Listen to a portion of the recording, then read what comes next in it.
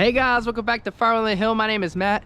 Today we got some splitting to do, guys, and we're splitting right into the firewood bucket that I just created. As you saw in that previous clip, my tractor was struggling to dump the bucket, so I was having to lower it, tilt a little bit off, that way I can raise it up and dump it. The tractor can lift the wood and take it over the wood yard, no problem. It's the dumping that it struggles with.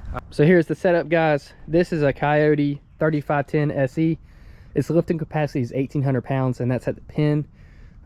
It can lift more than 1,800 pounds this low, but when you get up to dumping height, obviously the 1,800 pounds goes down a little bit. So you're not gonna be able to lift, you're not gonna be able to dump as much as it can lift off the ground. So guys, I want to give a little overview of this tractor. I now have 200 hours on it. I just did the 200-hour service. That includes fuel filter, oil filter, hydrostatic filter, and the hydraulic filter. I cleaned out the air filter so I didn't have to replace that, and then I added coolant into the reservoir because it was low. But this tractor has served me well, guys. It lifts majority of the stuff that I want to lift. If it won't lift it, I probably shouldn't be lifting it because it's just overweight. But one thing that absolutely you got to have is a ballast box, guys. Anytime you're lifting heavy stuff, the key is to keep your rear tires on the ground. But I'll tell you about this tractor. I've had zero issues with it regarding any fixes or anything like that. The one thing I did break is I did break one of these lights right here, which I've already replaced it by now. I hit a tree branch for that, so broke that, which that's common. Other than that, this thing has worked flawlessly. Like I said, I've got 200 hours on it. For most day-to-day stuff in the wood yard, it's going to tackle that. There's just a couple logs here and there that it won't be able to lift, and all we have to do is cut them up and we're able to lift them. The one complaint that I will have with this Kioti tractor is, and I've heard this from multiple people who have Kioti tractors, especially this one, is the hydrostatic pedals get sticky sometimes. That is not a good thing, because when you want to stop, you want to stop, and it likes to keep going.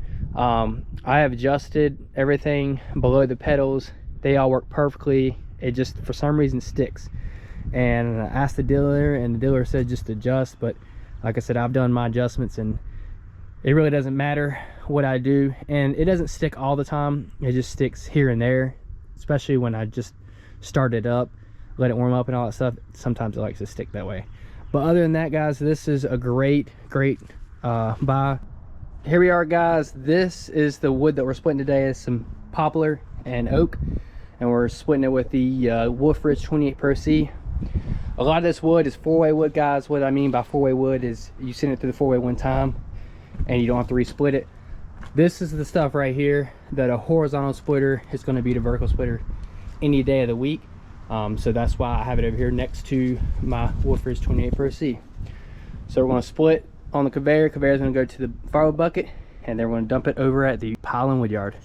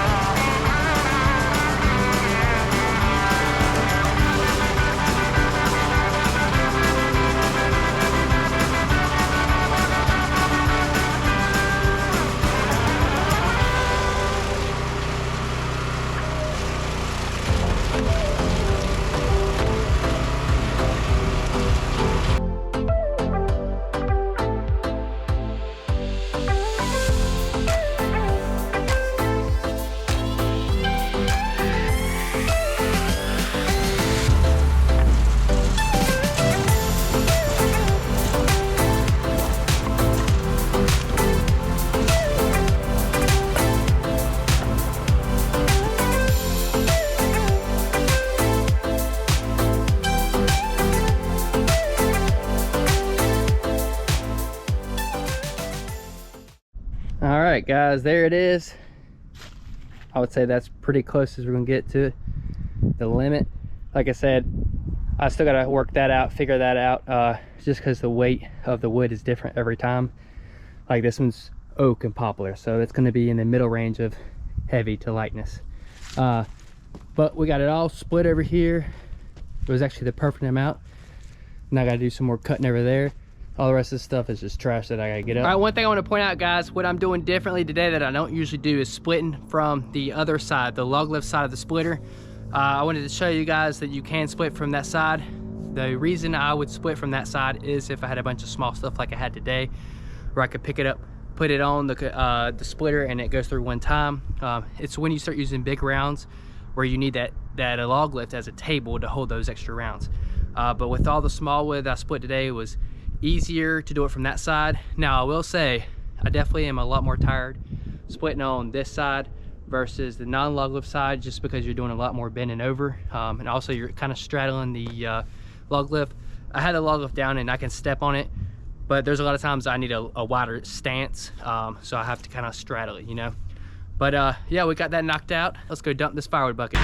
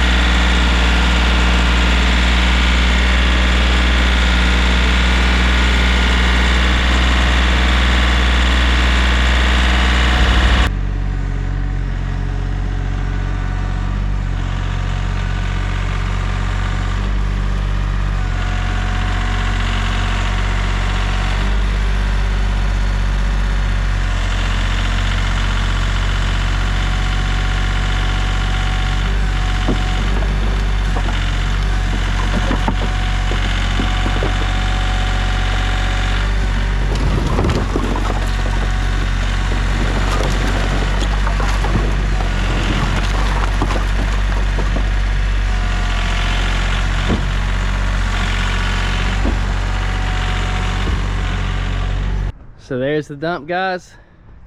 That's the first, or this is the one we just did. That's the first one at the beginning of the video. So we got one more.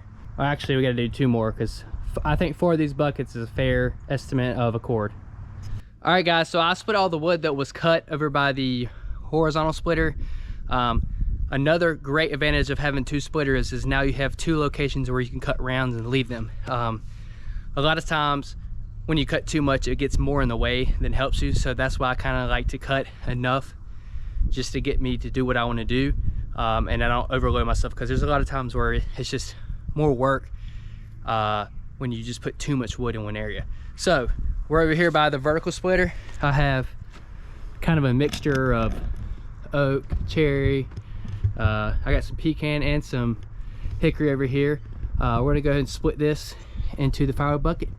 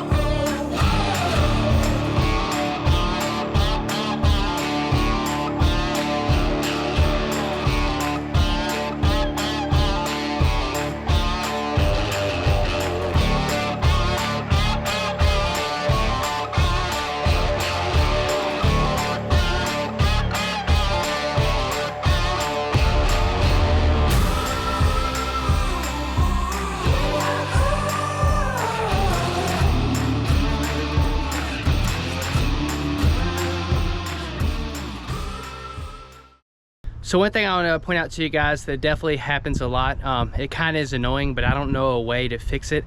It's not a problem for the machine, but there's always stuff getting down under that pedal. So I even dug that out, hoping that like more room would help me out, but it seems like wood always finds its way down there, and that is pretty annoying. Now I don't know if there's a way to make something so it doesn't slide under there or what, but that does get to annoying when you're going and then you go press the pedal and you can't go and you're like, oh god, there's wood down there, you gotta go get it. It's not a big deal, it's just something to look out for.